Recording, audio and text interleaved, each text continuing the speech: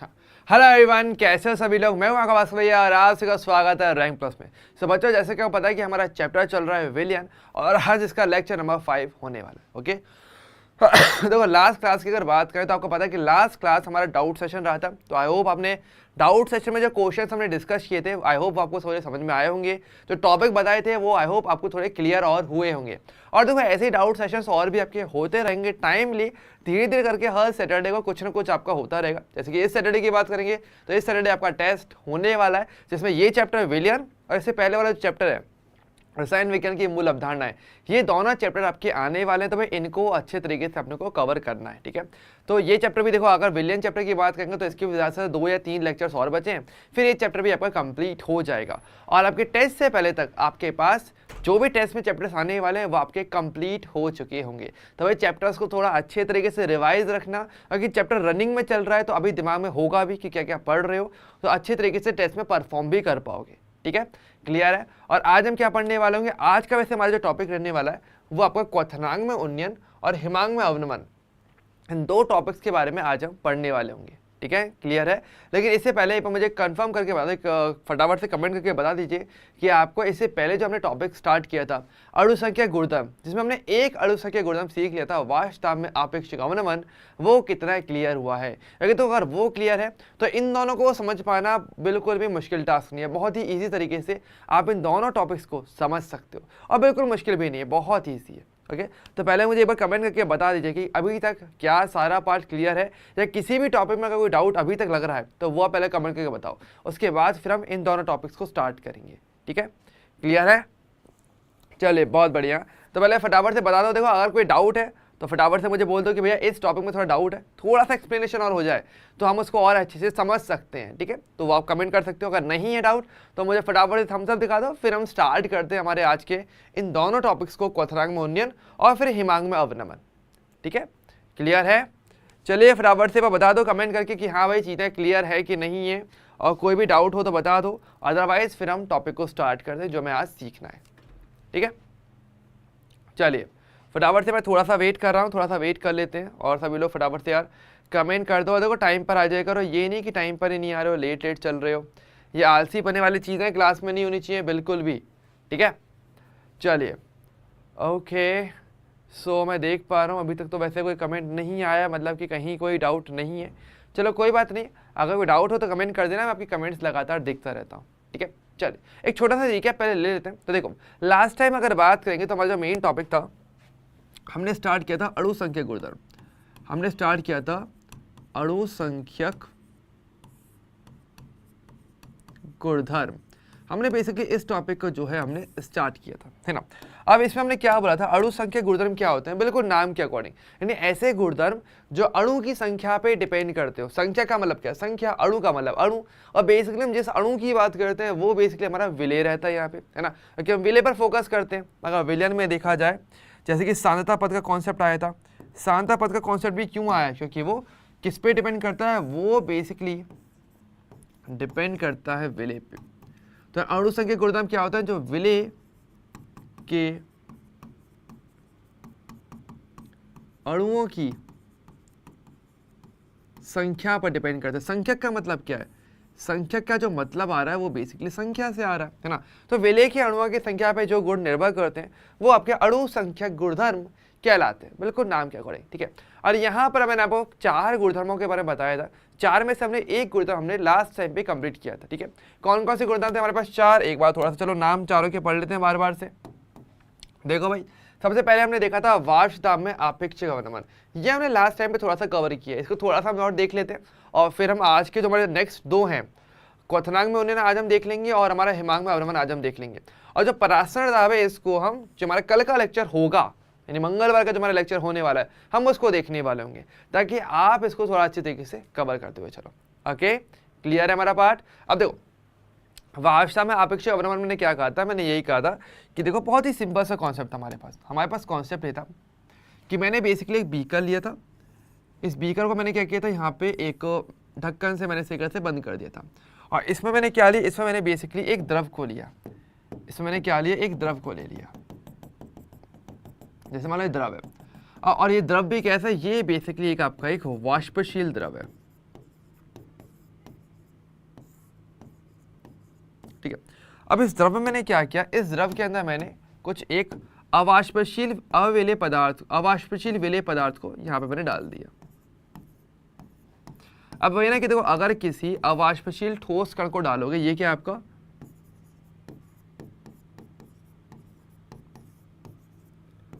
अवाष्पशील ठोस विलेय, आपने इसको इसमें मिला दिया, तो ऐसे में क्या होगा, ऑब्वियसली बात है कि देखो पहले अगर आपके पास वाष्पशील अगर आपका द्रव था तो ऑब्वियसली बात है ये कहीं ना कहीं गैस अवस्था में जाने की कोशिश कर रहा था, है ना। तो स्टार्टिंग में आपके पास क्या था, गैस के काफ़ी सारे कण ऊपर बन पा रहे थे, लेकिन जैसे ही हमने क्या किया, जैसे ही मैंने यहाँ पे किसी अवाष्पशील विलेय को मिला दिया, तो ऑब्वियसली बात है कि कुछ अवाष्पशील विलेय के कण क्या करेंगे, वो इसकी सतह पर आकर के भी बैठेंगे, ऑब्वियसली बात है, जिससे कि जो पथ था, यानी जिस रास्ते से आपका वाष्पशील द्रव गैस अवस्था में जा पा रहा था, उसमें अवरोध आ जाएगा, और अवरोध आने की वजह से अब जो वाष्प दाब है जो बनेगा वो पहले की तुलना में कम हो जाएगा, और वो जो कमी है उसको बोलते हैं वाष्प दाब में अवनमन। अवनमन जो शब्द होता है वो बेसिकली कमी को प्रदर्शित करता है, और आपेक्षिक का मतलब होता है रिलेटिव, मतलब कि कंपेयर करते हुए। तो कंपेयर किससे करोगे, स्टार्टिंग में जो वाष्प दाब बना था उससे कंपेयर करना है इस कमी को, उसका बोलते हो वाष्प दाब में आपेक्षिक अवनमन। जिसके लिए मैंने को बताया था क्या, देखो स्टार्टिंग में मेरे पास क्या था, केवल विलायक था, तो उसको हम बोलते हैं पी नॉट विलायक, कि पहले तो केवल विलायक ही था ना मेरे पास, तो और कमी क्या हो जाएगी, अब जो विलयन का वाष्प दाब बन गया अब वो आपको देखना पड़ेगा, तो वो क्या हो जाएगा, माइनस क्या करोगे पी विलयन को, ये तो अभी कमी दिखा देगा कि पहले कितना था और बाद में कितना हो गया, तो बीच का जो डिफरेंस है वो कमी हो गई, तो ये तो हो गया वाष्प दाब में अवनमन। और आपेक्षिक क्या होगा, जब मैं स्टार्टिंग में क्या था विलायक, उससे कंपेयर करूँ तो पी नॉट विलायक, ठीक है। और ये बोला गया कि ये जो आपका कमी होती है, जो ओवरऑल आपेक्षिक अवनमन होता है, ये असल में बराबर होता है आपकी इस विलेय की मोल भिन्न के, ठीक है। विलेय की मोल भिन्न जितनी ज्यादा होगी, ऑब्वियसली बात है उसका अवनमन भी उतना ही ज्यादा रह जाता, उतनी ज्यादा कमी देखने को मिलती है, कंपेयर भी करें तो भी, है ना। तो ये वाली बात है जो हमने देखा था कल, जो हमारे जो लास्ट जो लेक्चर हुआ था थ्योरी वाला उसमें हमने यही चीज जो है वो सीखी थी, ओके। अब मैंने आपको कुछ और बातें भी बताई थी कि आपके पास ये जो अवनमन होता है ये आपके विलेय की मोल भिन्न के समानुपाती है। ध्यान दो, आपेक्षिक अवनमन विलेय की मोल भिन्न के बराबर होता है, लेकिन अगर हम बात करेंगे आपका केवल आपेक्षिक अवनमन की जगह बोला जाए वाष्प दाब में अवनमन, तो वो आपकी विलेय की मोल भिन्न के समानुपाती होता है। ये मैंने आपको कल मतलब लास्ट सेक्शन में ये सारी बातें हमने जो है कवर की थी, ओके। तो पहले तो मुझे बताओ भाई यहाँ तक का पार्ट क्या ये क्लियर है, पहले मुझे बताइए क्या यहाँ तक का पार्ट सभी का क्लियर है, वरना इससे पहले तो अगर आप थम्स अप नहीं दिखाओगे तभी हम आगे नहीं बढ़ पाएंगे, ऑब्वियसली बात है कि इसके बिना मैं आगे के दोनों टॉपिक्स को एक्सप्लेन नहीं कर सकता, ठीक है। अगर आपको ये चीज़ नहीं आई तो आप आगे के दोनों टॉपिक भी नहीं समझ पाओगे थियोरटिकली, अगर हम बात करें तो पहले इन दोनों को समझना काफ़ी ज़्यादा इंपॉर्टेंट रह जाता है, ओके। हाँ, तो पहले मुझे कमेंट करके बता दो, आराम से देख लो और मुझे कमेंट करके बताओ क्या ये पार्ट क्लियर है क्या।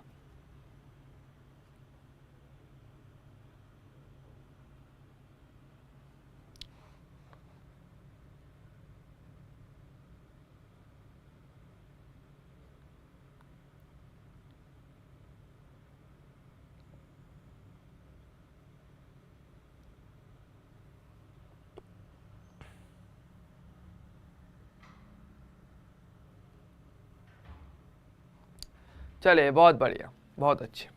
चलो फिर तो आगे बढ़ते हैं, अगर सारा क्लियर ही है फिर तो कोई प्रॉब्लम होनी नहीं चाहिए, फिर तो आपको सब आता ही है ना। चलिए चलो आगे बढ़ते हैं, फिर तो हमारा जो टॉपिक आता है वो है हमारा असल में क्वथनांक में उन्नयन। अब देखो ये क्या होता है, उन्नयन का मतलब क्या होता है, उन्नयन का बेसिकली मतलब होता है वृद्धि। उन्नयन बेसिकली क्या प्रदर्शित करता है, आपकी वृद्धि को प्रदर्शित करता है कि क्वथनांक जो है वो आपका बढ़ चुका है, बेसिकली ये वृद्धि को प्रदर्शित करता है, ठीक है। अब ये कैसे बढ़ा है, किस स्थिति में बढ़ा है वो समझो। देखो ये जो एक डायग्राम था, इसी डायग्राम पर ही आपका क्वथनांक में उन्नयन भी चलता है, कैसे अब देखो समझो। तो चलो इस डायग्राम को फिर से थोड़ा सा बना लेते हैं ताकि चीज़ें और क्लियर होते हुए चले। तो देखो हमारे पास क्या है, बेसिकली हमारे पास एक वही वाली बात है, एक बीकर है, बीकर को मैंने ऐसे कवर करके रखा हुआ है आराम से, राइट। अब यहाँ पर क्या है मेरे पास, यहाँ पर मेरे पास एक वाष्पशील द्रव है, ठीक है। तो मेरा द्रव हो गया, ये क्या है, ये मुझे दिया हुआ एक वाष्पशील द्रव, है ना। और मैंने क्या करूंगा, वही सेम बात जैसे पहले मैंने क्या की थी, किसी अवाष्पशील ठोस विलय को मैंने इस पर मिक्स कर दिया था, तो अभी वही काम करना है हमें। तो देखो वाष्पशील द्रव है तो कहीं ना कहीं इसकी वाष्प तो बननी चाहिए, चलो वो वाष्प भी बना देते हैं। तो इसकी वाष्प प्रकार से बन रही है, ठीक है, जिससे कि गैस अवस्था में ये इसके जो कण है वो जा पा रहे हैं, ठीक है। अब क्या किया, जैसे ही मैं इसमें अवाष्पशील ठोस को मिला दूंगा इस प्रकार से, तो क्या होगा, इसके जो कण हैं वो आपके पूरी जगह पर आकर के फैल जाएंगे। इस प्रकार से आपका अवाष्पशील ठोस आ गया, और ऑब्वियसली बात है द्रव की सतह पर भी जाएंगे, और द्रव की सतह पर जाएंगे तो ये जो गमन हो पा रहा था, जो कि आपकी वाष्प बन पा रही थी, अब वो उतनी नहीं बन पाएगी, है ना। ये क्या आपकी ग्रीन कलर, ये ग्रीन कलर के जो कण है ये क्या आपके अवाष्पशील ठोस विलय, ये बेसिकली आपके दिए हैं, ठीक है, ये इसके कण है। अब देखो, अब वही वाली बात है कि देखो अगर जैसे मैं इस पे अवाष्पशील ठोस विलय को मैंने यहाँ पे मिक्स किया तो क्या देखने को मिलेगा, वाष्प तो मेरी बन नहीं पाएगी, ठीक है। अब देखो, अब हमारे पास पॉइंट ये आता है कि भाई ये तो वाष्प वाली बात हो गई, लेकिन पॉइंट है कि क्वथनांक का इससे लेने देना क्या है, क्वथनांक कहाँ से निकल के आया। तो क्वथनांक की असल में परिभाषा क्या होती है पहले वो पता होनी चाहिए। देखो, तो क्वथनांक की परिभाषा पर मैं थोड़ी सी और क्लियर करता हूँ, काफ़ी सारे बच्चे इसको अलग अलग तरीकों से पढ़ते हैं। छोटी क्लासेस में क्वथनांक की परिभाषा अलग होती है, लेकिन बड़ी क्लासेस में क्वथनांक की परिभाषा थोड़ी सी बदल जाती है। तो कैसे, देखो अगर मेरे पास जैसे ये कोई पात्र, इस पात्र में मैंने क्या किया, पात्र में मैंने किसी भी द्रव को भर दिया, ठीक है, द्रव को भर दिया, मैं क्या करूँगा इसको, मुझे मान लो जैसे कि जल मान लो, ठीक है। अब जल को मैंने भर दिया, अब देखो यहाँ पे क्या करेगा, मैंने मान लो यहाँ पे नीचे आग लगा दी। अगर मैं यहाँ पे इस प्रकार से आग लगाता हूँ तो क्या देखने को मिलेगा, ये जल धीरे धीरे करके उबलेगा, और उबलना शुरू करेगा धीरे धीरे करके, पहले गर्म होगा, और फिर जैसे ही जो टेम्परेचर होता है आपको पता है, जैसे ये जो टेम्परेचर है आपका, जैसे ही जल का टेम्परेचर आपका 100 डिग्री सेल्सियस पे हो जाता है, आपको पता है ये जल होता है ये आपका वाष्प में जाना शुरू हो जाता है। लेकिन एक्चुअल में होता क्या है समझो, असल में होता ये है कि हमारे पास 100 से कम टेम्परेचर जब था तो ऊपर हमें पता है यहाँ पे 1 ATM का प्रेशर, 1 वायुमंडलीय दाब इस पर लगातार कार्यरत है। अब होता क्या है, होता यह है कि द्रव के कण होने को द्रव अवस्था में है तो सही, अब वो बाहर जाना भी क्या है तो जा नहीं सकते क्योंकि ऊपर से दाब कार्य कर रहा है। तो हमारे पास इन द्रव के कणों के पास इतनी ऊर्जा होनी चाहिए कि ये उल्टा इतना प्रेशर लगाएं कि वो 1 ATM के बराबर हो जाए, और जैसे ही 1 ATM से थोड़ा सा भी ज़्यादा हो जाएगा द्रव के कण द्रव से गैस अवस्था में जाना शुरू कर देंगे। और ये क्या वो पता है, ये होता है 100 डिग्री सेल्सियस पे, इसलिए इसको क्या बोलते हैं, क्वथनांक कहते हैं। तो क्वथनांक की एक्चुअल परिभाषा ये होती है कि जिस ताप पर द्रव का जो दाब है वो आपके वायुमंडलीय दाब 1 ATM के बराबर हो जाएगा तो आपके द्रव के कण गैस अवस्था में जाना शुरू हो जाते हैं। तो जिस तापमान पर ये घटना होती है उसको आप बोलते हैं क्वथनांक। ओके, तो ये बेसिकली क्वथनांक की सही परिभाषा है, ठीक है। चलो इस परिभाषा को मैं लिख देता हूँ, आपको थोड़ा सा याद रहेगा अच्छे तरीके से, ठीक है। तो क्वथनांक की सही परिभाषा क्या होती है, तो जब हम कहते हैं क्वथनांक, तो क्वथनांक बेसिकली आप किसकी कहते हो, क्वथनांक बेसिकली कहते हो कि वह ताप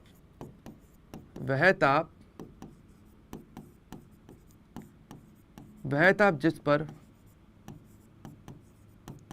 जो द्रव का जो दाब है, द्रव का दाब 1 ATM के बराबर हो जाता है, जिस पर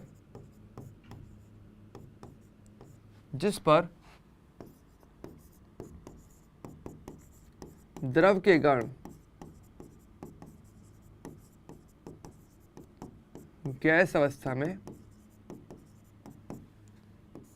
गैस अवस्था में जाने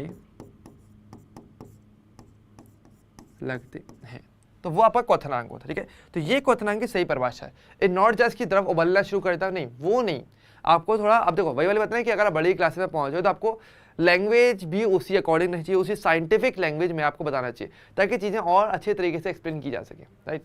तो ये वाली बात है। तो क्वथनांक क्या होता है, वह ताप जिस पर द्रव का दाब वायुमंडलीय दाब यानी 1 ATM के बराबर हो जाएगा। तो कण भी क्या है, ऊपर प्रेशर लगाएंगे तो बाहर निकलना शुरू कर दे। तो 100 डिग्री सेल्सियस पे यही घटना होती है कि यहाँ पर ये प्रेशर लग रहा है लेकिन 100 पे क्या होगा, ये बाहर निकल जाएगा, इतना प्रेशर लगाएगा ये। ओके, तो उल्टा दाब ज़्यादा लगा देंगे तो आपके द्रव के कण गैस में चले जाएंगे, तो वो क्वथनांक है। अब वही वाली बात है, अब सोच, अब देखो अब सोच के देखना है।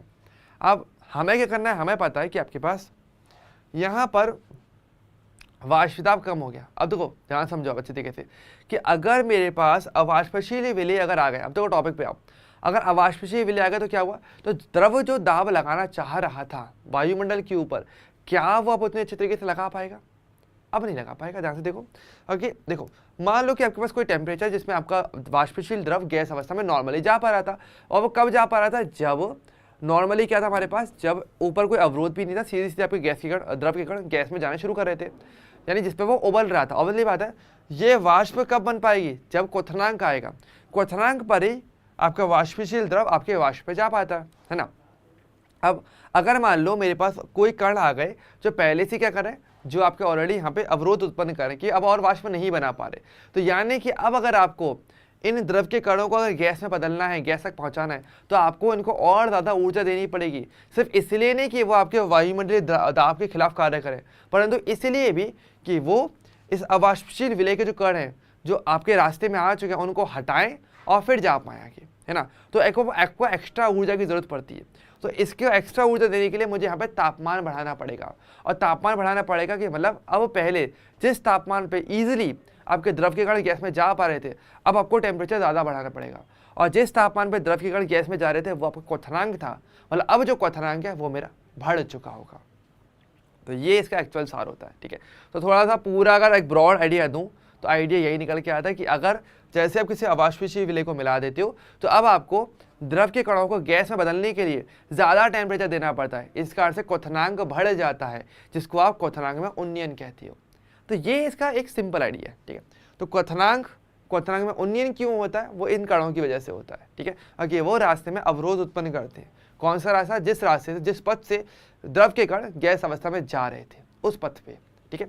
तो देखो इसको मैं थोड़ा सा एक बार लिख देता हूँ स्टेटमेंट को, ताकि आपको और अच्छे से क्लियर हो जाए। तो इन्होंने यही कहा था, इन्होंने ये कहा है कि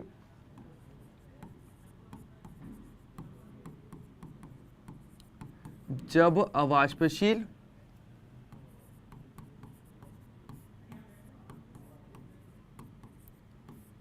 ठोस विलय को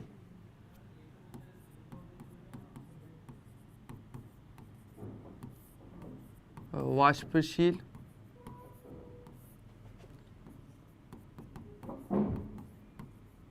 विलायक में विलय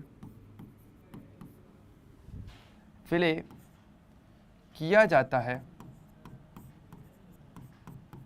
तो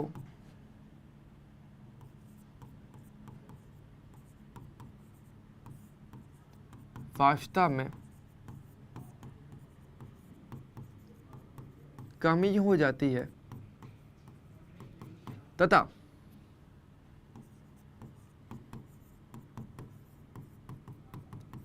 द्रव के कणों को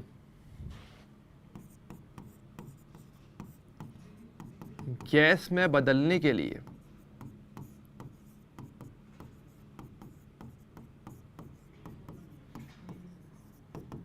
ताप में वृद्धि, ताप में क्या करना पड़ता है, ताप में वृद्धि करनी पड़ती है, ताप में वृद्धि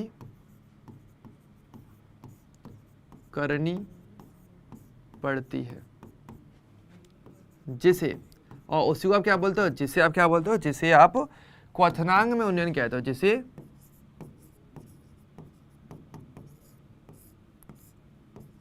क्वथनांक में, जिसे क्या बोलते हो, जिसे क्वथनांक में उन्नयन कहते हैं। कि भाई अब जो टेम्परेचर है अब आपको ज़्यादा देना पड़ेगा, ठीक है। तो ये वाली बात है, इसलिए आपको पहले क्वथनांक पता होना चाहिए और फिर ही आप क्वथनांक में उन्नयन बता पाओगे। यानी क्वथनांक अब बढ़ गया है, नॉर्मल से ज़्यादा टेम्परेचर आपको देना पड़ेगा, ठीक है। तो ये वाली बात यहाँ पर आती है, ठीक है। अब तो इसको आप ग्राफ से भी समझते हो, सही कहो तो, ठीक है। ग्राफ क्या देखो, ग्राफ से समझ लो तो और चीज़ें क्लियर हो जाएंगी। ग्राफ पढ़ना भी आना चाहिए, क्योंकि ग्राफ आपके एग्जाम में आ जाते हैं, इसलिए पता होना चाहिए, ठीक है। देखो अब किस तरीके से, देखो समझो, हमारे पास देखो, हमारे पास ग्राफ में देखो एक तरफ तो क्या यहाँ पे तापमान दिया हुआ है और एक तरफ मुझे यहाँ पे वाष्प दाब दिया हुआ है। अब देखो जैसे कि मैंने बोला एक वायुमंडलीय दाब हमें सेट करके करना पड़ता है। तो देखो ये रहा 1 atm, और मैंने देखो बार के बारे में बताया था, बार के दाब की इकाई है। तो देखो यहाँ पे 1 atm और बार के बीच का रिलेशन भी दिया हुआ है, इसको नोट करके रखना, काफ़ी इंपॉर्टेंट है, ठीक है। बुक में सब कुछ लिखा रहता है, पर हम देख नहीं पाते, वो देखने वाली आंखें होनी चाहिए। एक एटीएम में कितना होता है हमारे पास, 1.013 बार होता है, ठीक है, ध्यान रखिएगा। यहाँ पर रिलेशन भी दिया हुआ है। तो भाई ना एक एक चीज़ के अंदर इतना सारा नॉलेज है ना कि आप बोलते हो कि एनसीईआरटी में क्या ही रखा है भाई, एनसीईआरटी में इतना कुछ है कि अगर उसकी एक एक लाइन को पढ़ने बैठो तो उस एक एक लाइन का एक एक पैराग्राफ मीनिंग है। ओके, पैराग्राफ पेज मीनिंग होता है उसका, ठीक है, इससे उसको थोड़ा सा अच्छे से समझ में आना चाहिए, ठीक है। चलिए अच्छा देखो, समझो ध्यान से आप। अब देखो हमारे पास क्या, देखो हमारे पास दो ग्राफ बनाए हमने, एक तो बनाया देखो विलायक का और एक है विलियन का। अब देखो विलायक का किसी भी पर्टिकुलर टेम्परेचर पे क्या दाब होगा वो यहाँ पे मेंशन किया गया। अब हमें क्या चाहिए, हमें तो वो तापमान चाहिए ना जिस तापमान पे क्वथनांक होता है, मतलब जिस तापमान पे विलायक का जो दाब है, विलायक का जो वाष्प दाब है वो एक वायुमंडलीय दाब के बराबर हो जाए। अब देखो ऑब्वियसली बात है, तापमान बढ़ाओगे तो दाब बढ़ेगा क्योंकि कण गैस में जाना शुरू करेंगे। तो देखो कण गैस में जाना शुरू कर रहे हैं तो ऐसे में क्या हो रहा है, दाब आपका बढ़ रहा है, तो इधर तापमान बढ़ रहा है, ऊपर जाएगा तो दाब बढ़ेगा, तो ग्राफ ऊपर की ओर जाएगा, बढ़ता गया और यहाँ पर आ गया। अब ये लाइन कौन सी, ये लाइन वो है जिस लाइन पे दाब अब आपका एक वायुमंडलीय दाब के बराबर हो गया। अगर मैं इसको यहाँ पे नीचे से टच करवाऊँ तो अब मुझे तापमान जो मिलेगा जो क्या TB नॉट, इसको बोला गया TB naught, B for boiling. Okay, जो क्वथनांक का मतलब क्या होता है, बॉइलिंग पॉइंट होता है, तो बी फॉर बॉइलिंग और नॉट का मतलब आपका शुद्ध विलायक की बात की जा रही है। तो ये जो TB नॉट है ये क्या आपका, ये है बेसिकली आपका विलायक का वाष्प दाब, यह है विलायक का वाष्प दाब, शुद्ध विलायक का बेसिकली। इसलिए ऊपर नॉट, ऊपर जो सर्कल जीरो लगाते हैं बताया था, वो हमेशा शुद्ध अवस्था को या मानक अवस्थाओं को प्रदर्शित करने में उसका उपयोग किया जाता है, ठीक है। अच्छा अब बात करें विलयन का। विलयन का ग्राफ कहाँ बनेगा, विलायक के ऊपर या नीचे, नीचे बनता है, क्योंकि हमें पता है अब मैंने अवाष्पशीय विलय को जैसे मिक्स कर दिया, अब मेरे वाष्प दाब में कमी हो चुकी है, तो उस कमी के लिए अवश्य बात है जो ग्राफ बनेगा विलयन का वो इससे नीचे की तरह बना है। देखो तो किसी भी पॉइंट पे देखोगे विलायक का दाब ज्यादा जाएगा, विलयन का दाब हमेशा नीचे होगा। अब इसके लिए मैंने आगे बढ़ाया तो देखो इसका यहाँ पे इस टेम्परेचर पे पहुंचना पड़ेगा, तब इसका जो दाब है वो 1 atm के बराबर हो पाया। और ये जो दाब है इसको, इस ताप को क्या बोलेगा, TB। TB क्या है आपका, बॉइलिंग पॉइंट तो है लेकिन कौन सा, किसका, विलियन का, ठीक है। TB क्या है आपका, विलियन का, ये क्या आपका विलियन का, ये विलियन का आपका क्वथनांक आपका हो जाता है, ठीक है। तो अब पॉइंट आया कि भाई वृद्धि कितने की हुई, कितनी बढ़ोतरी देखने को मिली, इन दोनों का अंतर कर लो। तो अगली बात विलन का क्वथनांक देखो ज्यादा है, देखो TB ज्यादा है, TB आगे और TB ज्यादा हो गया, TB नॉट कम हो गया, मतलब विलन क्वथनांक तो बड़ा है। कितना बड़ा है इन दोनों का अंतर, वो क्या आपका डेल्टा TB। डेल्टा TB क्या है मेरा, ये है मेरा क्वथनांक में उन्नयन, कितने की वृद्धि हुई, वो अंतर वृद्धि हुई है। तो यानी कि अगर देखा जाए सबसे तो ये हम बोल सकते हैं कि हमारे पास फिर अगर कहा जाए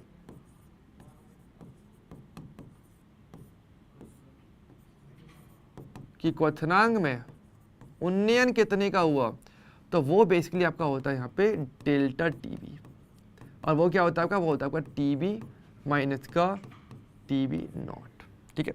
तो ये पॉइंट हमारा यहाँ निकल के आता है। ओके, इसको आप बोलते हो क्या, क्वथनांक में उन्नयन, ठीक है। और यहाँ पर देखो आगे जाके ये भी बोला गया, देखो अब ऑब्वियसली बात है, सोच के देखो ये जो क्वथनांक में उन्नयन है किस पे डिपेंड करेगा, विलेयी कणों की संख्या पे, कॉमन सेंस। क्योंकि देखो जितने ज्यादा विलेयी कण रहेंगे इसकी सतह पर उतने ज्यादा अवरोध बनेगा, यानी कि विलायक के कणों को उतना ही प्रॉब्लम होगा वाष्प में या गैस अवस्था में जाने में। तो यानी कि ये जो उन्नयन है, जो वृद्धि है, ये विलेयी कणों की संख्या पर डिपेंड करती है। यानी अगर देखा जाए तो हम ये भी कह सकते हैं कि आपके पास ये जो क्वथनांक में उन्नयन है,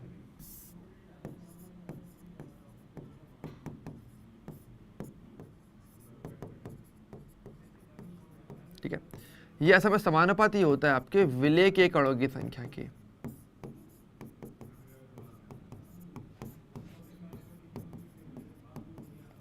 यानी कि ये आपके लिए क्या हो जाएगा, एक अणु संख्या गुणधर्म आपका बन जाता है, इसका मतलब ये। ओके, तो यहाँ पर देखो अब एक फॉर्मूला हमारे पास निकल के आता है, क्या निकल के आता है, तो देखो कणों की संख्या के तौर पे इस बार देखो वही वाली बात है, विलेय के कणों की संख्या पता करनी है तो आपको सांद्रता पद की जरूरत पड़ती है। कणों की संख्या को एक्सप्लेनेशन कौन करता है, वो तो आपका सांद्रता पद करता है। और यहाँ पर जिस सांद्रता पद का उपयोग लेते हैं वो है आपकी मोललता। यहाँ पर हम मोललता का उपयोग करते हैं, क्यों करते हैं, क्योंकि देखो यहाँ पर क्या तापमान में परिवर्तन हो रहा है, और तापमान में परिवर्तन होगा तो अगर मैं मोलरता लेके चलूंगा तो वो तो ताप पर डिपेंड करती है, तो इसमें तो मामला खराब हो जाएगा। तो हम एक ऐसा पद लेके चलते हैं जिसमें तापमान पर निर्भरता तो नहीं हो, तो मोललता जो है वो तापमान पर निर्भर नहीं करता, तो इससे कणों का आकलन कर पाना ज़्यादा सुटेबल और ज़्यादा अच्छा भी है। तो यहाँ पर हम क्या बोल सकते हैं, तो हम यहाँ पे ये कहते हैं कि डेल्टा TB समानुपाती होती है मोललता के, विलेय की मोललता के। और समानुपाती की जगह बराबर लगाओगे तो स्थिरांक लगाना पड़ता है, और यहाँ पर स्थिरांक लगता है आपका के बी। तो यहाँ पे क्या हो जाएगा फिर, तो delta T B equal to क्या हो जाएगा आपका के बी एम, ठीक है। और के बी क्या है आपका, के बी आपका होता है मोलल उन्नयन स्थिरांक, क्योंकि उन्नयन हो रहा है और मोलल तक ये बात करें इसलिए मोलल। तो के बी क्या होता है आपका, के बी बेसिकली आपका क्या होता है आपका मोलल उन्नयन स्थिरांक, ठीक है। ये बेसिकली आपका मोलल उन्नयन स्थिरांक आपका कहलाता है। ओके क्लियर है, तो इसका क्या बोलता है, मोलल उन्नयन स्थिरांक कहते हो, ठीक है। तो ये चीज़ अब देखो, आप चाहो तो देखो, आप चाहो तो मोललता का फॉर्मूला चाहो तो यहाँ पे रख के इस फॉर्मूले को और थोड़ा बड़ा करके भी लिख सकते हो। अगर मैं इसे लिखना चाहूँ तो देखो मैं इसको ऐसे भी लिख सकता हूँ, क्या देखिए, तो एक इसका व्यापक रूप लिखना, तो डेल्टा टी बी जो कि इक्वल टू क्या था आपका टी बी माइनस का टी बी नॉट, जो असल में किसके बराबर हो जाएगा आपका के बी। और मोललता क्या होता है आपका, मोललता बेसिकली होता है आपका विलय का भार, जो कि आपका ग्राम में होना चाहिए, डिवाइड बाई क्या हो जाएगा आपका विलय का मोलर द्रव्यमान इनटू में विलायक का भार,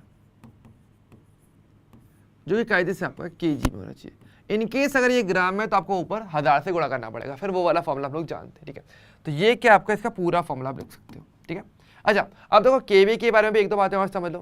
केवी की अगर बात करेंगे तो केवी जो है कहने को स्थिरांक है, लेकिन असल में वो भी किन्हीं बातों पर निर्भर करता है। किस पे, वो डिपेंड करता है आपके विलायक की प्रकृति पे। ध्यान रखिएगा केवी क्या है, केवी होने को क्या है आपका स्थिरांक,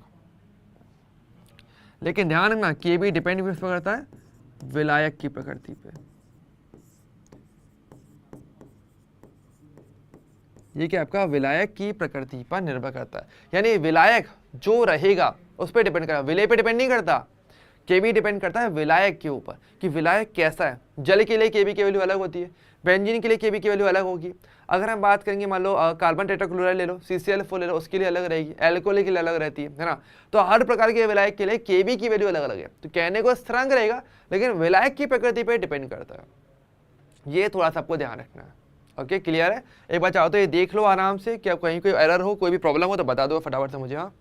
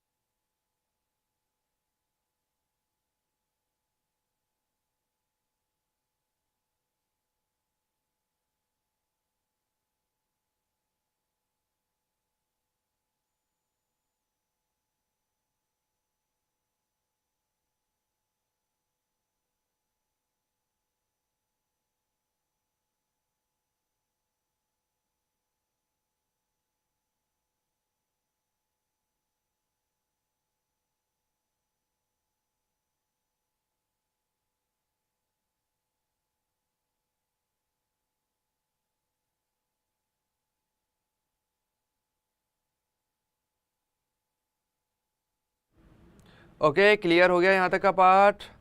एक तो पता है तुम लोग ना कमेंट भी नहीं करते, मतलब कसम से कैसे बच्चे हो, कमेंट भी नहीं करते। मतलब अपने फ्यूचर की चिंता है नहीं है, हमें ही सारी चिंता उठानी है।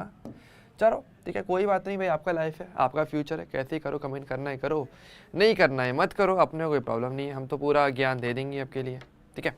चलो देखो ध्यान से। अच्छा देखो केबी का वैसे एक फॉर्मूला भी होता है, क्या केबी जो है ना, जैसे मैंने बोला विलायक की प्रकृति में निर्भर करता है, उसका फॉर्मूला भी है। फॉर्मूला क्या हमारे पास, चलो वो भी देख लो। तो ये इक्वल टू होता है R इनटू में मोलर द्रव्यमान किसका, विलायक का, ठीक है, इनटू में क्या हो जाएगा आपका टीबी नॉट का स्क्वायर, यानी विलायक का जो क्वथनांक है उसका स्क्वायर भी रहता है, ठीक है, और डिवाइड बाई क्या हो जाएगा हमारा, डिवाइड बाई हो जाएगा मेरे पास 1000 इंटू डेल्टा एच, क्या हो जाएगा आपका वाष्पन। ये क्या बेसिकली आपका वाष्पन की गुप्त ऊष्मा है, ठीक है। आर क्या है मेरे पास, आर मेरा गैस स्थिरांक है, एम विलायक क्या मेरा, विलायक का मोलर द्रव्यमान है, ठीक है। तो ये बात हमारे पास यहाँ पे कुछ वैल्यूज रह जाती है, इनको थोड़ा सा ध्यान रखना है, ठीक है। या चलो मैं आप एक बार चलो लिख देता हूँ, मेंशन करता हूँ, फिर आपको पता नहीं चले। तो ये बेसिकली क्या आपकी वाष्पन की गुप्त ऊष्मा,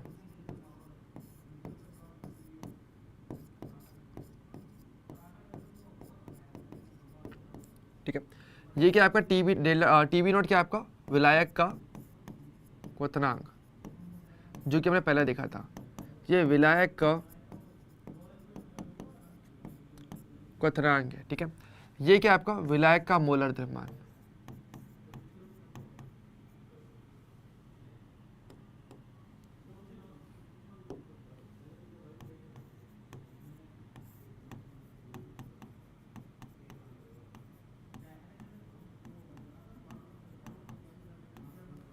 और आर क्या है मेरा, आर बेसिकली मेरा गैस स्थिरांक होता है,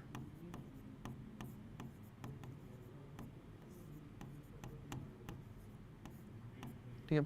आर क्या है बेसिकली आपका गैस स्थिरांक आपका हो जाता है, ठीक है। क्लियर है, चलो भाई बताना तो आपको है नहीं है, चलो कोई बात नहीं। तो मैं अज्यूम करता हूँ कि आपको सब कुछ आता है और आपको तो मतलब बस सब आता ही है ना।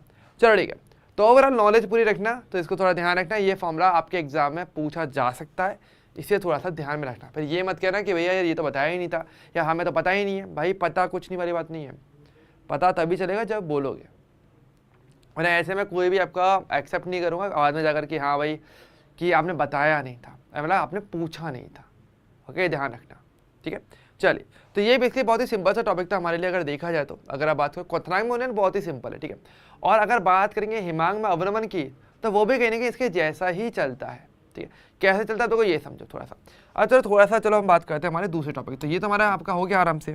ये तो कौन सा है आपका क्वथनांक में उन्नयन, तो डन है, इतना ही था क्वथनांक में उन्नयन, इसके अलावा कुछ है भी नहीं, ठीक है। अब बात करते हैं हमारा नेक्स्ट, जो कि मेरे कौन सा आपका हिमांक में अवनमन की बात करते हैं। देखो अगेन, अवनमन का मतलब क्या है, कमी। हिमांक का मतलब क्या है, जिस पर आपका द्रव ठोस में बदलता है। हालांकि इसकी भी हम साइंटिफिक परिभाषा देखेंगे, लेकिन पहले एक बेसिक आइडिया है ना। तो अवनमन का मतलब क्या होता है, अवनमन का बेसिकली मतलब होता है कमी, यानी कि अब देखो वही सेम डायग्राम है, कोई चेंज नहीं करने वाला हमें। डायग्राम क्या है हमारे पास, वही सेम बात है कि हमारे पास एक पात्र है, मतलब ये तो स्टार्टिंग के तीनों जो आपके अणुसंख्यक होता है ना, वो सेम कॉन्सेप्ट से पढ़ते हैं हमेशा, इसलिए उनको एक साथ भी पढ़ा जाता है थोड़ा सा, तो आइडिया हमेशा लगा रहता है, ठीक है। तो भाई ना पढ़ने वाला तरीका होता है, पता होना चाहिए अपने को। तो हमने एक पात्र लिया जिसमें मैंने क्या भर दिया, एक वाष्पशील द्रव, इसमें मैंने क्या भर दिया, एक वाष्पशील द्रव को जो है मैंने यहाँ पे भर दिया है, ठीक है। और अब वाष्पशील द्रव क्या करेगा, कहीं ना कहीं ऑब्वियसली बात है ये वाष्प बनाएगा, तो वाष्प बनाने की कोशिश करेगा, तो ये कहाँ जाएगा, ये गैस अवस्था में जाने की कोशिश करेगा, ठीक है, गैस अवस्था में जाएगा। अब पॉइंट हमारे पास ये आता है कि अगर ये गैस अवस्था में जा रहा है तो अच्छी बात है, नॉर्मल कंडीशन में आराम से गैस में जाएगा। लेकिन अगर मान लो मैंने यहाँ पे किसी अवाष्पशील विलय को मिला दिया तो क्या होगा, इसकी गैस अवस्था में जाना कम हो जाएगा। यानी कि अगर देखा जाए तो अगर मैंने इसमें किसी अवाष्पशील विलय को मिला दिया तो क्या होगा, इसके कण क्या बैठ जाएंगे, आपकी द्रव की सतह पर आएंगे, और सतह पर आएंगे तो यहाँ पर जहाँ से जा पा रहे थे वहाँ पे इनका जो गमन है वो अवरोध हो जाएगा, यानी अब वाष्प में कमी हो जाएगी, सिंपल सी बात है। अब पॉइंट है कि भाई इससे हिमांक में क्या फर्क पड़ेगा, पर उससे पहले आपको हिमांक के बारे में पता भी होना चाहिए कि हिमांक होता क्या, इंग्लिश में क्या बोलते हैं, फ्रीजिंग पॉइंट।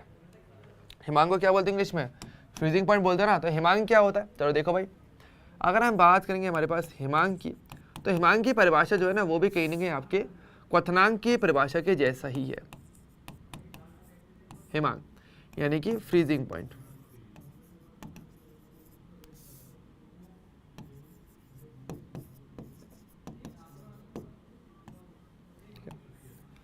ये अब होता है क्या, देखो समझो, हिमांक बेसिकली क्या होता है, देखो हिमांक में क्या होता है, जब किसी चीज को आप और ठंडा करते चले जाते हो, जैसे द्रव की बात करेंगे तो वो ठोस में बदलता है। यानी कि देखो द्रव अगर ठोस में बदला इसका मतलब क्या है, देखो द्रव भी कहीं ना कहीं अपना एक वाष्प बनाता है ना, लेकिन अगर हिमांक में क्या होता है कि देखो ठोस की बात है, ठोस की वाष्प बहुत कम बनती है ना। अगर मैं ओवरऑल वाष्प का कंपेयर करूँ, वाष्प दाब का कंपेयर किया जाए तो गैस का वाष्प दाब तो सबसे ज़्यादा रहेगा, तो वो तो गैस अवस्था है। द्रव जो धीरे धीरे करके गैस में बदलता है, जो वाष्प में बदलता है, उसका जो दाब होगा वो उसका वाष्प दाब है। और ठोस गैस में बहुत कम बदलता है, ठोस की वाष्प दाब काफ़ी कम होती है। लेकिन कंपेयर करने के लिए हम ऐसे कह सकते हैं कि जिस तापमान पे द्रव का जो वाष्प दाब है और ठोस का जो वाष्प दाब जो हो सकता है बराबर होता है, वो उसका हिमांक कहलाता है। क्योंकि obviously बात है, आप जैसे जैसे द्रव को ठंडा करोगे वो धीरे धीरे करके ठोस में बदलेगा, तो वाष्प दाब उसका कम होता चलता है। और जब आपको लगता है कि ठोस अवस्था में इसका जो वाष्प दाब हो सकता था, द्रव का वाष्प दाब भी उसी पॉइंट पे पहुंच जाए, उसी दाब के बराबर हो जाए, तो समझ जाओ कि आपका द्रव ठोस में बदल चुका है। तो परिभाषा ये क्या चलती है, तो परिभाषा क्या है कि वह ताप जिस पर द्रव का जो दाब है, द्रव का दाब ठोस के दाब के बराबर हो जाता है तथा इस पर क्या होगा, तथा द्रव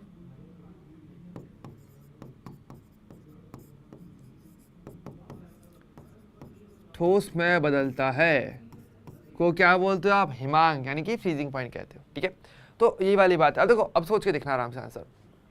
अगर मैंने किसी अवाष्पशील ठोस फैले को मिला दिया तो ऐसे में क्या होगा, अब देखो इसकी वाष्प वैसे ही नहीं बन पा रही है ना। और यहाँ पर अगर मैं इसे ठंडा करूँगा तो यानी कि अब जिस टेम्परेचर पे अगर इसका जो दाब है अगर वो ठोस के बराबर होगा तो वो और भी ज़्यादा कम हो जाता है। तो ये बात थोड़ा ध्यान रखना। तो अगर मैं कभी कंपेयर करूँ कि भाई विलयन का और विलायक किसका हिमांक ज़्यादा होता है, तो विलायक का हिमांक ज़्यादा है।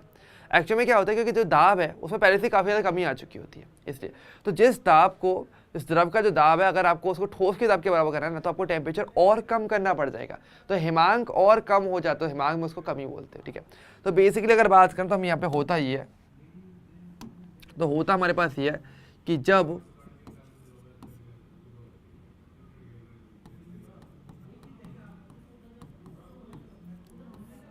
वाष्पशील द्रव में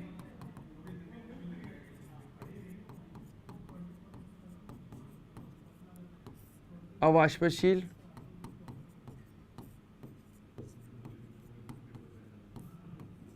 ठोस विलय को घोला जाता है तब क्या होता है, तब बेसिकली क्या होता है, वाष्प दाब में कमी होती है।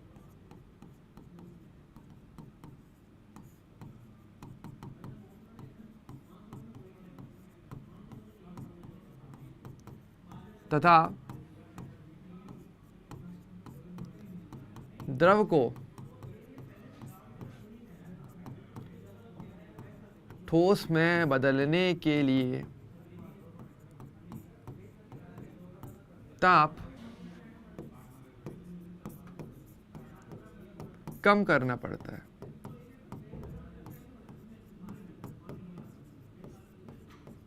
जिसे आप क्या बोलते हैं, जिसे हिमांक में अवनमन कहते हैं, जिसे हिमांक में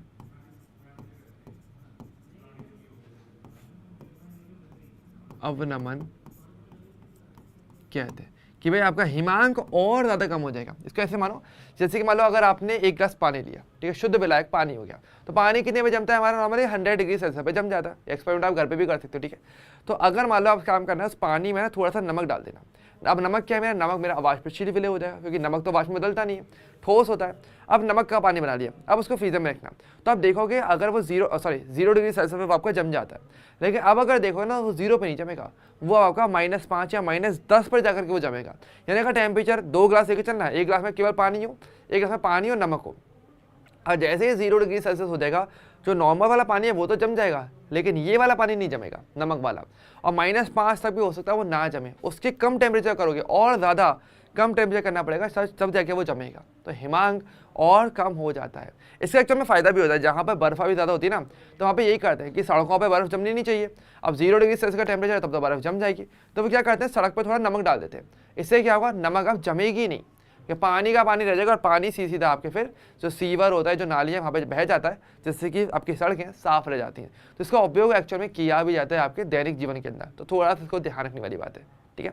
अच्छा, अब देखो इसको ग्राफ से भी समझ लो आराम से, ग्राफ भी इसका इंपॉर्टेंट है समझना। तो देखो देखो ध्यान से, यहाँ पर क्या हमारे पास देखो दो विलायक है, दो द्रव है, एक तो आपका ये द्रव विलायक हो गया और एक तरफ का विलियन है। अगर हम बात करेंगे देखो, एक तरफ मेरा तापमान है, वही एक तरफ वाष्प दाब है। कॉमन सेंस क्या है, विलायक का ग्राफ ऊपर बनेगा क्योंकि विलायक का वाष्प दाब ज्यादा है, और विलियन में क्या है, क्योंकि अवाष्पशील ठोस विलय है तो उसका दाब कम हो जाएगा, तो इसका ग्राफ नीचे की ओर बनता है। सही है, यहाँ तक का लॉजिक तो सही है अपने लिए, है ना। तो इसका नीचे की तरफ ग्राफ बनेगा क्योंकि इसका दाब कम आ रहा है वाई अक्ष पे।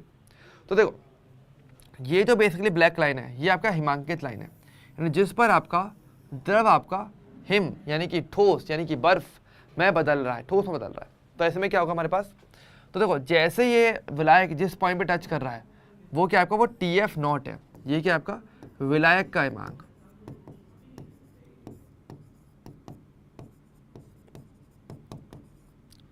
ये तो आपका विलायक का हिमांक हो गया।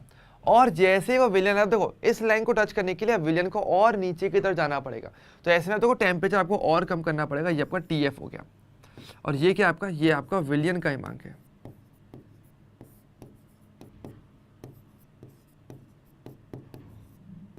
ये विलयन का हिमांक आपका हो जाता है। तो ध्यान से देखो TF0 और TF में कंपेयर किया जाए, देखो एक्स अक्ष पे बढ़ रहे हो आगे तो TF कम है, TF0 ज्यादा है, यानी विलयन का हिमांक विलायक की तुलना में कम हो गया। और अंतर कितने का आया, डेल्टा TF का। तो ये अंतर क्या कहला जाएगा आपका, हिमांक में अवनमन, ये कितने की कमी हुई है, तो उसके लिए अंतर करना पड़ेगा, तो वो ये अंतर है।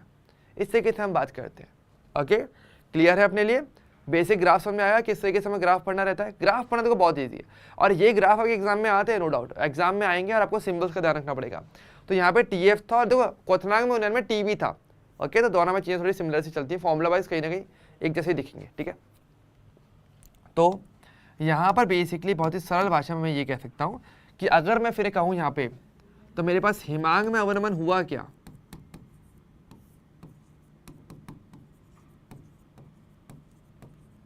वो बेसिकली मेरा होता है आपका डेल्टा TF होता है, ठीक है।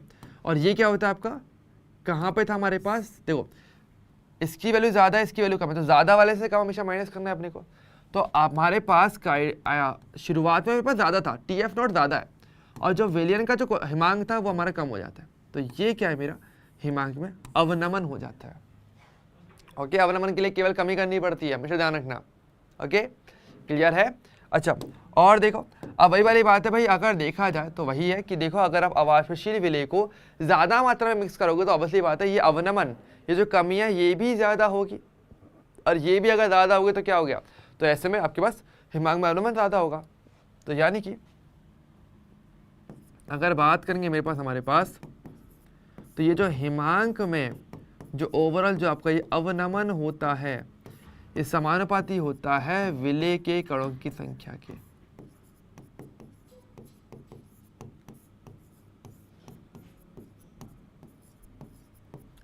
इसके समानुपाती है, इसीलिए जो हिमांक में अवनमन जो होता है वो आपका एक अणु संख्या गुणधर्म हो जाता है, ठीक है। तो ये इसका रीजन है, ठीक है। तो जितना रीजन, जितना स्टेटमेंट वाले क्वेश्चंस करने हैं तो आपको कथन और उसका कारण खुद से पता होना चाहिए कि ये कथन दे दिया पर इसका कारण पता होना चाहिए आपको। चाहे क्वेश्चन में आपको कारण कुछ भी दे, पर आपको तो सही वाला तो पता होना चाहिए ना, तभी तो कंफर्म कर पाओगे कि भाई कारण सही दिया है नहीं दिया है, कथन सही है कि नहीं है। इसके लिए अपनी नॉलेज खुद की अच्छी होनी चाहिए, ठीक है।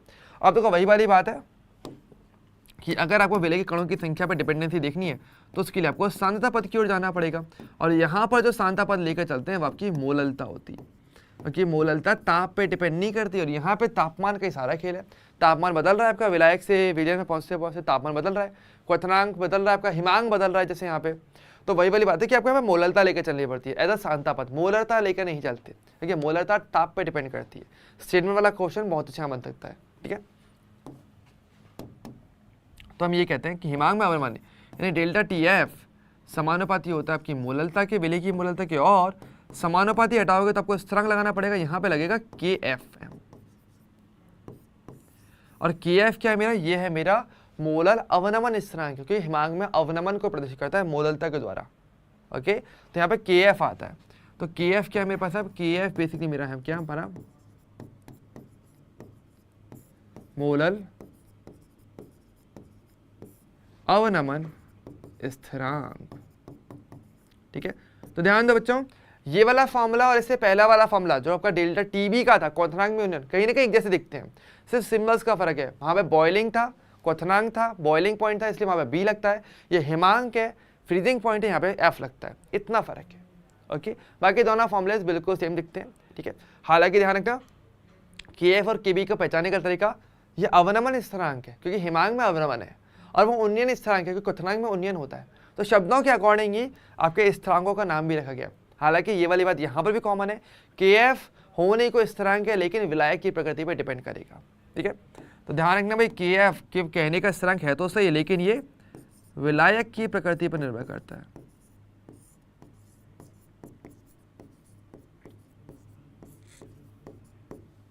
विलायक की प्रकृति पर ये करता है, निर्भर करता है। ठीक है, ये बेसिकली विलायक की प्रकृति पर डिपेंड करता है। ठीक है, थोड़ा ध्यान रखना है आपने को। ओके, तो ये इंपॉर्टेंट है, विलय पे डिपेंड नहीं करेगा, अगेन विलायक पे करेगा। ठीक है, और देखो वही वाली बात है, इस फॉर्मूले को आप अगेन पूरा एक्सपेंड करके, पूरा विस्तार करके भी लिख सकते हो। जैसे कि अगर मैं लिखना चाहता हूँ तो मैं कैसे लिख सकता हूँ, तो मैं यहाँ पे ये लिख सकता हूँ कि आपके पास जो डेल्टा टी एफ है, ये आपका क्या हो जाएगा, आपका टी एफ नॉट माइनस का टी एफ, ये हो जाता है। और ये क्वेश्चन क्या है मेरे पास, हमारे पास के एफ इंटू में मोललता क्या होती है, आपका विलय का भार, अपन में क्या हो जाएगा मेरा, विलय का मोलर द्रव्यमान, इंटू में क्या हो जाएगा आपका विलायक का भार, जो कि आपका कायदे से आपका केजी में होना चाहिए, है ना। हालांकि ये तो आपका ग्राम में रहेगा, हालांकि ठीक है, तो ये आपको केजी में होना चाहिए। केजी की जगह ग्राम है तो आपको पता है ऊपर आपको 1000 से गुणा करना पड़ता है, सेम मोललता वाला फॉर्मूला जो आपने पहले सीख चुके हो, तो वहाँ पे चेंज करने की जरूरत नहीं भाई ना। तो नॉलेज भाई सेम चलती रहेगी, फॉर्मुलेज कई बार रिपीट होती हैं। ओके, इसे थोड़ा ध्यान रखना अच्छी तरीके से। तो आपको ज़्यादा फॉर्मुले याद नहीं करने, फॉर्मुले आपको लिमिटेड ही याद रखने पड़ते हैं।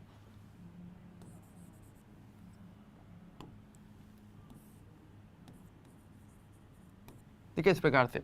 और अगर हम बात करें के एफ की, के एफ जैसे मैंने विलायक पे डिपेंड करता है, तो वैसे ही सेम फॉर्मूला के एफ का यहाँ पर भी है। जैसे के बी का वहाँ था, यहाँ पे के एफ का फॉर्मूला आ जाएगा। वो आपके पास क्या हो जाएगा, वो आपका हो जाएगा आर इंटू में विलायक का मोलर द्रव्यमान, इंटू में यहाँ पे क्या आ जाएगा आपका टी एफ नॉट का स्क्वायर। ठीक है, टी एफ क्या आपका फ्रीजिंग पॉइंट, किसका, विलायक का। ठीक है, और डिवाइड बाई क्या करोगे आप, 1000 इंटू डेल्टा एच गलन, यानी आपके गलन की गुप्त ऊष्मा।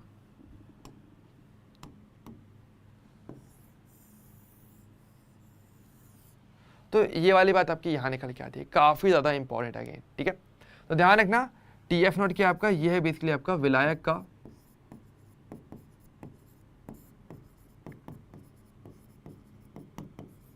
हिमांक, और ये क्या आपकी गलन की गुप्त ऊष्मा।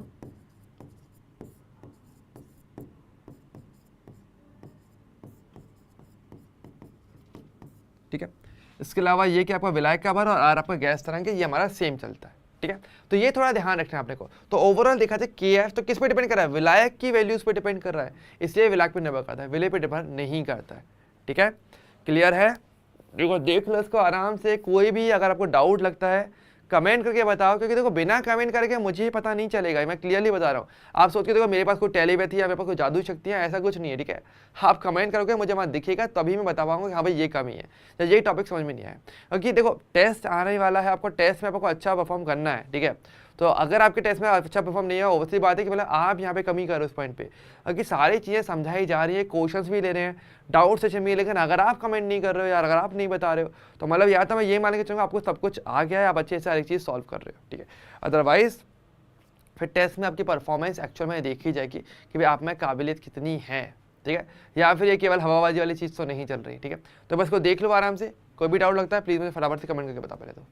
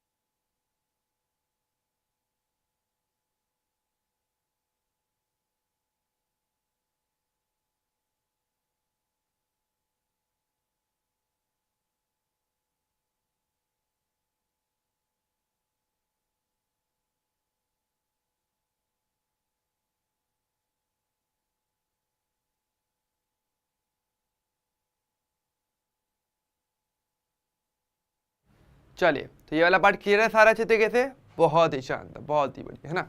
चलो अब चलो आगे बढ़ते हैं ना। अब देखो कुछ वैल्यूज़ मैं आपको और बताता हूँ जो शायद काफ़ी आपको हेल्प करेंगी चीज़ों को क्लियर करने में। तो देखो बेसिकली अगर देखा जाए एनसीईआरटी में आपके पास ये वाली एक टेबल दी हुई है जिसमें आपको बहुत सारे विलायक, यहाँ पे कुछ विलायकों के बारे में मेंशन किया गया है, उनके क्वथनांक, उनके लिए केबी की वैल्यू क्या है, इसके अलावा उनके लिए एफपी मतलब कि फ्रीजिंग पॉइंट हिमांक की क्या वैल्यू है, और फिर उनके लिए केएफ की वैल्यू क्या है। तो हर एक चीज़ को देखो यहाँ पे मेंशन किया गया है।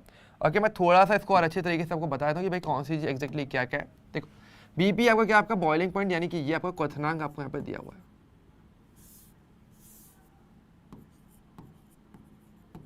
ठीक है, ये तो आपका क्वथनांक है यहाँ पे, है ना। इसके अलावा एफपी क्या आपका हिमांक, ये आपका हिमांक यहाँ पे दिया हुआ, ठीक है। और यहाँ पे तो के एफ और के बी की वैल्यू थी। अच्छा एक चीज़ और है काफ़ी इंपॉर्टेंट, ध्यान रखना, के एफ और के बी का मात्रक भी याद रखना, मात्रक इंपॉर्टेंट है, ठीक है। मात्रक क्या होता है इनका, केल्विन किलोग्राम मोल इनवर्स है, दोनों का मात्रक सेम है। चलो मैं इसको यहाँ पे अलग से लिखवा देता हूँ, एक नोट करके लिखवा देता हूँ, अच्छा रहेगा। और एक छोटा सा नोट में यहाँ पे आपको लिखवा देता हूँ, मात्रक भी पूछा जा सकता है, ठीक है, कि के एफ एंड के बी का मात्रक हमारे पास क्या रहता है। कई बार इसको गलत निकाल के आ सकते हो आप, अगर पूछ लिया जाए तो क्या होता है हमारे पास, केल्विन किलोग्राम मोल इनवर्स, ठीक है, दोनों का ये आपका मात्रक होता है, ठीक है, ये थोड़ा ध्यान रखना है, ठीक है। चल अब देखो जैसे कि मैंने बताया, देखो यहाँ पे होने को बहुत सारी वैल्यू, पर आपको सबका याद नहीं रखना, आपको केवल 3 का याद रखना है, सिर्फ 3 का याद रखना काफ़ी रहेगा उनके लिए। देखो हिमांक या क्वथनांक याद करने की जरूरत नहीं है, पर उनके लिए आपको केएफ और केबी की वैल्यू जरूर याद है। कई बार एग्जाम में होता है कि ये वैल्यू नहीं दी जाती जबकि दी जानी चाहिए, तो अगर एग्जाम में नहीं दिया गया कोई बात नहीं है, क्योंकि तो एग्जाम में ऐसा तो है नहीं किसी क्वेश्चन में या एनटीए ऐसा तो बोलेगा नहीं कि भाई आपको तो हम देंगे वैल्यू, ऐसा कहीं दिया नहीं है। इस तरह की वैल्यू क्वेश्चन में स्वेच्छा से दी जाती है। एग्जाम जो क्वेश्चन पेपर सेट करता है उसका मन है, अगर वो देना चाहे दे, नहीं देना चाहे तो भले ही मत दे, पर आपको इतना तो बोलेगा कि भाई है तो एनसीईआरटी के अंदर, तुम्हें याद करना चाहिए, इंपॉर्टेंट है। तो यहाँ पे मैं 3 आपको बता रहा हूँ, एक तो आपको जल का याद रखना है, एक एथेनॉल का और एक बेंजीन का, इन 3 का आपको याद रखना है। क्या क्या याद रखना है, इनके लिए केबी की वैल्यू आपको याद रखनी है तीनों के लिए, हाँ, और तीनों के लिए आपको केएफ की वैल्यू याद रखनी है, ठीक है। ये थोड़ी सी कुछ इंपॉर्टेंट है, केवल 6 वैल्यू आपको याद रखनी, ठीक है, जिसमें जल का तो भाई टॉप पे आता है। अगर प्रायोरिटी भी सेट करवाना चाहो ना तो ये लो, जल की प्रायोरिटी ज़्यादा है, ठीक है, तो जल का तो याद रखना है कम से कम, और कोशिश करना भाई एथेनॉल और बेंजीन का भी आपको याद रहे, थोड़ा सा इंपॉर्टेंट, क्योंकि तो एग्जाम में आता है और आप इसे छिप नहीं सकते, सिंपल सी बात है, एग्जाम में आएगा तो करना पड़ेगा, ओके, इसलिए आप लोगों को ध्यान रखना है। ओके डन है, डन है, चलिए बहुत बढ़िया। तो आई होप यहाँ तक का पार्ट आपका क्लियर हो चुका है। अब यहाँ पे कुछ और बातें और हैं, कुछ इंपॉर्टेंट चीज़ें और जो आपको आई थिंक ज़्यादा अच्छे से क्लियर है तो और ज़्यादा फायदा आपको देखने को मिलेगा, और कि कुछ और भी चीज़ें इसी आधार पर पूछी जाती हैं, ठीक है। कैसे पूछी जाती है तो समझो,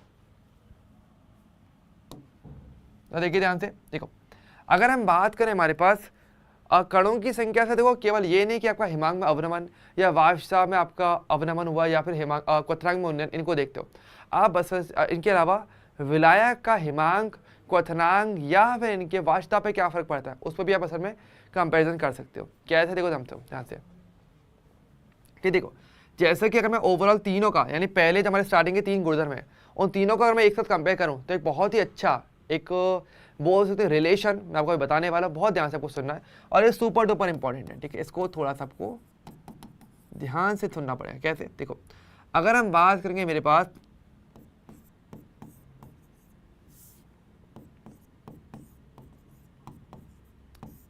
विलेय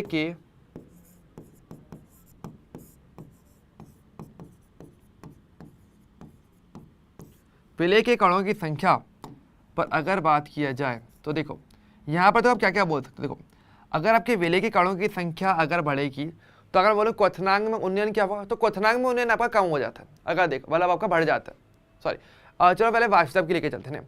अगर आपके विलेय के कणों की संख्या बढ़ेगी तो ऐसे में क्या होता है, तो ऐसे में आपके पास अगर मैं बात करूँ वाष्पदाब की, वाष्पदाब में अवनमन नहीं, मैं बात करने वाला हूँ वाष्पदाब, तो वाष्पदाब क्या होता है, वाष्पदाब असल में आपका कम हो जाता है। हमने यही तो बोला था कि आपके पास अगर आप अवाष्पशील विलेय को ज़्यादा मिलाओगे तो अब जो वाष्पदाब है वो ज़्यादा नहीं बन पाता, यानी कि विलेय के कणों की संख्या और वाष्पदाब के बीच का जो संबंध है वो आपका व्युत्क्रमानुपाती है।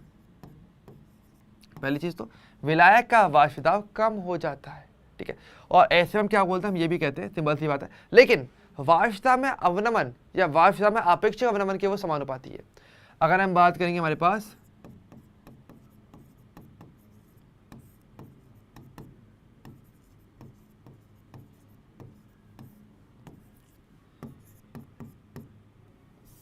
और नहीं, तथा लगाते हैं यहाँ पे, कि दोनों अलग अलग शब्द हैं। तथा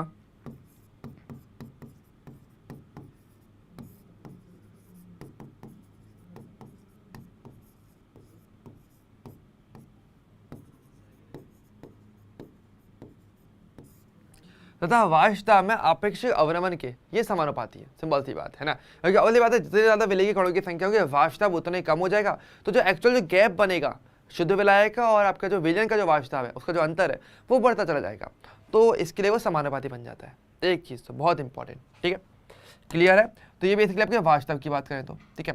तो चलो पहले मैं इसको एक अलग से यहाँ पे लिख देता हूँ, सेट नंबर 1। अब देखो यही सेम चीज हम क्वथनांक और क्वथनांक में उन्नयन और हिमांक में अवनमन के लिए भी लिख सकते हैं। कैसे, देखो अगर हम बात करेंगे मेरे पास विलय के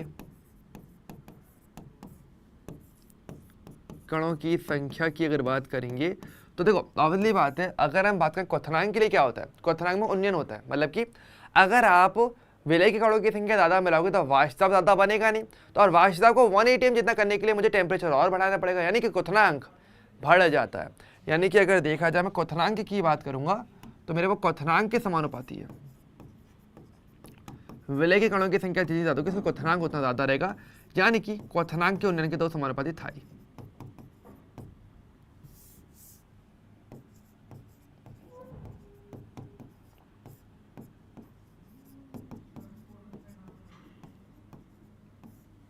ठीक है, उसके क्या रह जाता है, ये समानुपाती बन जाता है।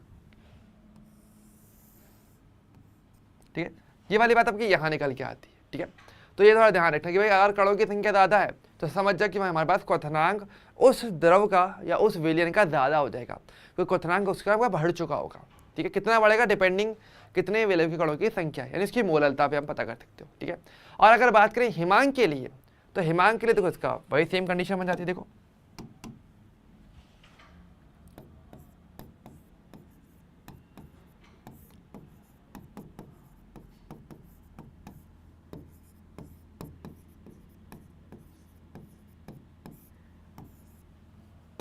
अब हिमांक के लिए क्या होता है, हिमांक असल में कम हो जाता है, यानी कि जितना हिमांक में क्या होता है अवनमन होता है ना, तो विलय के कणों की संख्या जितनी ज्यादा होगी हिमांक उतना ही कम होता चला जाएगा। कम होने वाला बल्कि हिमांक में कमी हो जाती है, यानी वो उसके व्युत्क्रमानुपाती होता है हिमांक। तो जैसे जैसे करके आप कणों की संख्या बढ़ाते जाओगे, कंपेयर कराओगे, किसी में 5 कण डाले किसी में 10 कण डाले, तो अवली बात है जहां पे आपने 10 कण डाले होंगे उस विलय का हिमांक 5 कण वाले से और भी कम होगा। ठीक है, यानी कि ये समानुपाती आपके हिमांक में अवनमन की, जो कि हमारा गुणधर्म है ये।